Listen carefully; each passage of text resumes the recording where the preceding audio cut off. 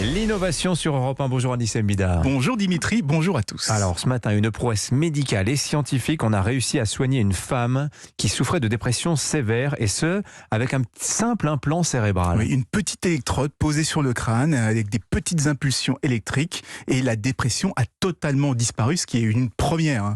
Alors vous l'avez dit, c'est une dépression sévère chez une femme chez laquelle plus aucun traitement ne fonctionnait. Et quel espoir. Elle était réellement en danger puisqu'elle avait des envies suicidaires permanentes.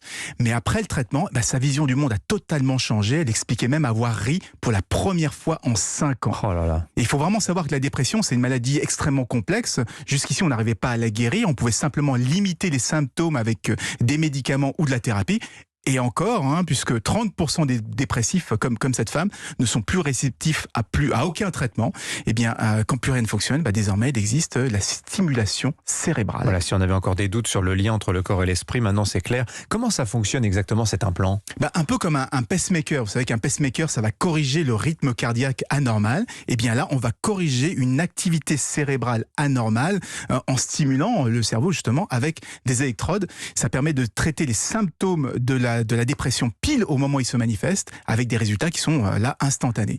Et c'est un traitement qui a été mis au point par des chercheurs de l'Université de Californie, San Francisco, aux États-Unis.